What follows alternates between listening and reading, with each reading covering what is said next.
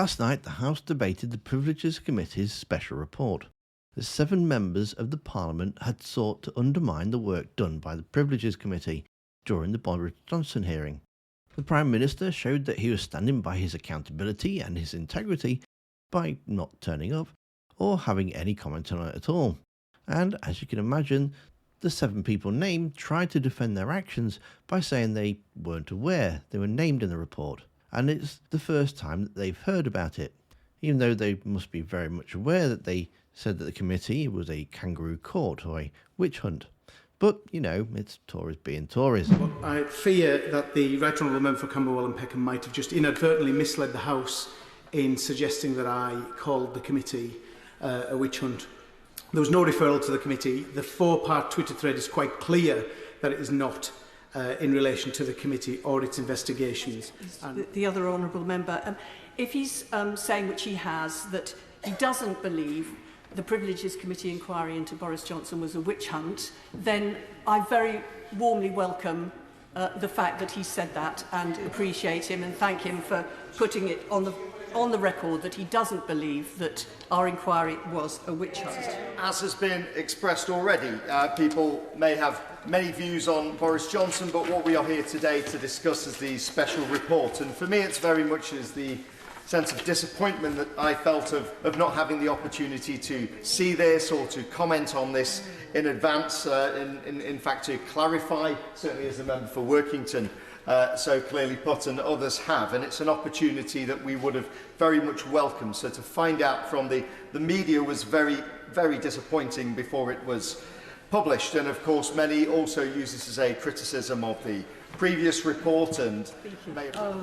it is totally said whether I've called him to give a point of order.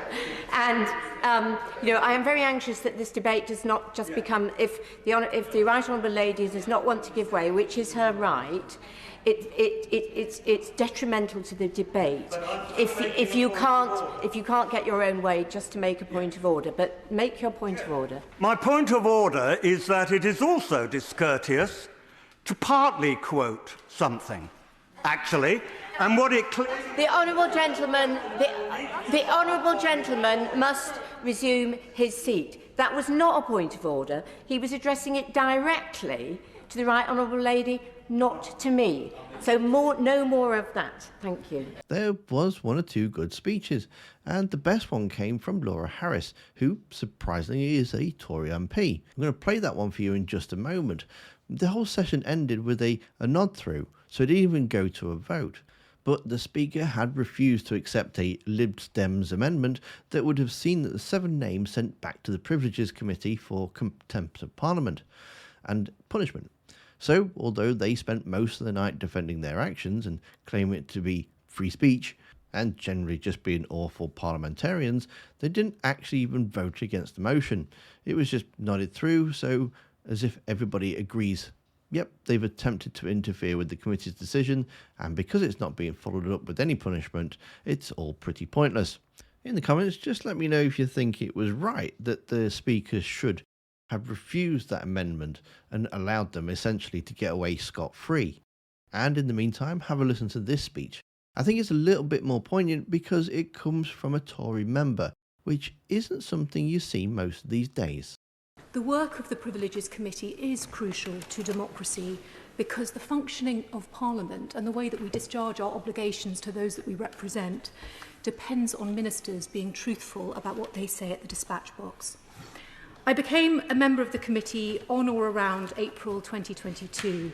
I was asked to do so by the party whips, by the member for Tamworth, who was the Deputy Chief Whip at the time. I'd expressed no interest in joining the committee, and I don't say that to be critical.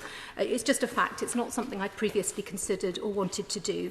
And I know that the same applies to the member for Peckham and Camberwell. She was asked by her party whips, following the recusal of the committee's chair, the member for Rhondda. The chair had to be a Labour MP. That was part of the standing order, and it had to be somebody of sufficient seniority, so the Mother of the House was an obvious candidate for that. I know that she'd expressed no previous interest, but she accepted their request. And I want to make clear I'm mounting no criticism of either side's party whips. They play a very important role in the smooth operation of Parliament, and it was incumbent upon them to find members for this difficult and sensitive task. The Mother of the House's appointment was not just the choice of the opposition whips. It was approved by the whips on our side. I remember the discussion about it. And I know that the Mother of the House drew attention to the tweet that she'd written to our whips. And again, it was approved. And ultimately, both of our memberships were approved by the whole House because it passed without division. I do want to say, on behalf of the Mother of the House, just to contextualise her appointment, the member for Camberwell and Peckham had already announced her intention to retire from Parliament at the next election, a parliamentary career that has spanned 5 decades and has been defined, probably more than any other person who's ever sat in this House, by her commitment to the advancement of women's rights. 14 weeks before she took up that appointment, her husband of 40 years, Jack, had died. Against this background, I invite members of the House to consider what is more likely, that she agreed to chair the committee as a final act of service to this House, or that she did so because she was interested in pursuing a personal vendetta against Boris Johnson. Yeah. I want to make reference to 3 tweets that were written by Lord Goldsmith of Richmond Park. He's named in the report, and I've given notice to his office that I intend to do so. 2 whilst I was a member of the committee on the 23rd of July and the 7th of August 2022, and one that is a retweet that's referred to in the report from the 9th of June.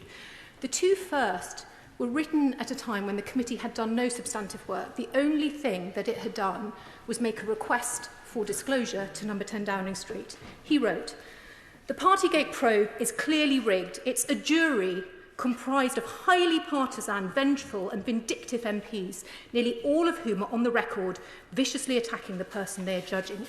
It is an obscene abuse of power." Another said, "Anyone who has any experience of MPs knows you cannot trust them to judge their peers, except through the lens of their own ambition and prejudice. It is why we have a system that is so open to corruption." It is, Mr. Deputy Speaker, completely unacceptable to allege or insinuate that members of the Privileges Committee are corrupt, or that the inquiry was somehow rigged. The report uses the nomenclature of contempt, but I think with the word corrupt you could also make an argument that it's libellous. It has been repeatedly overlooked that a number of the Conservative members of this committee, including the member for Warrington South, the member for South Leicestershire and the member for Harwich and North Essex, had already undertaken an inquiry into Boris Johnson in July 2021, a completely separate matter. They had been asked to consider whether his holiday in Mystique had been properly declared. They could have found against him, but in fact they found in his favour. So there was no principled reason for Lord Goldsmith's attack, no empirical basis for contending that the committee could not have found in his favour, because on a previous occasion it already had. At all times, it would have been open to members of this House to vote against the committee's final conclusions had they disagreed. I can't avoid the conclusion that the tweets were designed to pressurise the members of the committee and undermine their work. And I say that as somebody, as I say, I didn't hear the investigation, the inquiry into Boris Johnson in the end. But, Mr. Deputy Speaker, I do think that conduct manifestly fell below the standard that was acceptable for any member of the upper house, let alone a minister of His Majesty's government. And I hope you'll forgive me if I add that I did find the environmental pretext that was advanced to justify his resignation somewhat unconvincing in circumstances when his nose had clearly been put out of joint after he was asked only hours earlier to apologise. I should imagine this will be the end of the Boris Johnson psychodrama, but if you missed the first round of the Privileges Committee's report, you can see the best bits in the video that's on screen now. Don't forget to hit that like button. Thanks for watching, and I'll see you next time.